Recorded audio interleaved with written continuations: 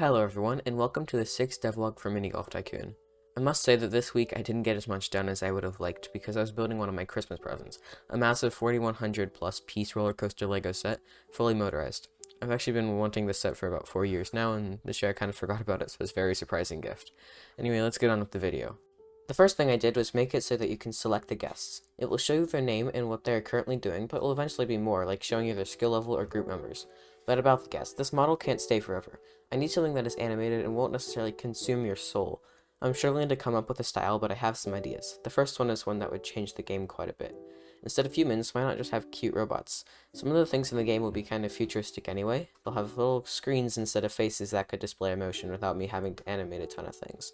A second option is just a normal person, which would be the hardest to animate and model. Then maybe I could have a kind of a combination of the two and make a blocky human kind of thing. All these are just ideas and I need your feedback, so which one do you like best? Or do you have any other ideas? Let me know in the comments. I was watching some devlogs by Obvious Dev, and he has this cool thing where his Discord server votes on a small thing to be added before every devlog. So I borrowed the idea and made a poll for my Discord server. The options I gave were day-night cycle, boost pads, more building features, and more decorations. The winner this week was adding a day-night cycle. If you want to vote for next week's edition, the link to join my Discord server is down below in the description. This is what I ended up spending most of my work on this week anyway, but I think it turned out okay for now. It caused some interesting bugs at first, but I eventually got the background color to change at a certain time. Speaking of time, for this to work I had to make a time system for my game. It actually isn't too complicated. It is simply a coroutine that is started on awake, and when the bool cycle time is true, it'll increase the current time variable by 1 every second.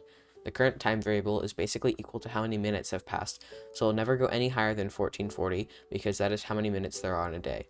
So I wanted to make a clock, but how do I turn the number of minutes that have passed into a readable clock? Well, the answer is math. First, to get the current hour, I had to divide the current time by 60 and round it down so I don't get any decimals. It's as simple as that. But for minutes, it's a little more complicated. If you can get the hours by dividing the current time by 60, there are going to be remainders. That would be how many minutes are left. For example, let's say that the current time is 450. First, divide by 60 and round down. You would get 7, but 7 times 60 is only 420. To get to 450, you need another 30. That's the remainder, and also how many minutes past the hours it has gone. To get the remainder in C# you use the % sign. This will work to create a clock, even if it is in military time. Using this time system also made it so that the fading of night to day and vice versa takes a total of 2 in-game hours, so it seems a lot smoother. I think that's enough about time. Let's move on. When it gets dark, you need to see, right? So I added a lamp model to the game.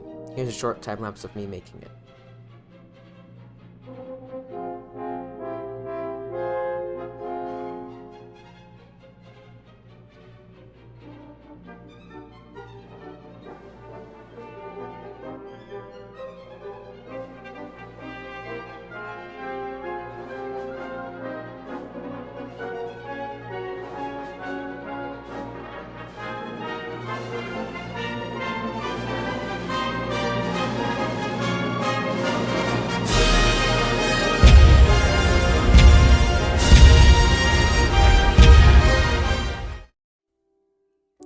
There's a problem with the lamps because of how Unity's lighting system works. I wanted them to glow, and they do, but after you add more than 8 lamps, not all the lights will turn on. There's not really a simple way of fixing this that I know of, but if anyone does know of one, please tell me. I then made a feature that has been wanted by me for a very long time, multi-placement. This means that if you hold down shift, the object you are holding while building will not disappear when you place it. This was actually incredibly simple to make, and I don't know why I didn't do it sooner. I went a little crazy with an auto-clicker, but it's nice to see my game holds up pretty well with all these models. I was still maintaining around 60 frames per second. What really gets the frame rate dropping is when people spam E in first-person mode so hundreds of golf balls spawn. All those golf balls have physics, but it's fun to knock down the little towers you can make with them.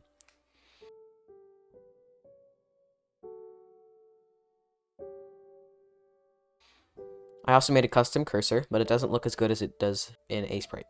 I'll probably revert it back next week, but for now, it'll do. I think it's about time to end the video. This devlog has been a decent length, but if you want me to go back to shorter devlogs with less explaining, just let me know in the comments. Happy New Year, everyone, and I hope 2022 is a little better than the past 2 years.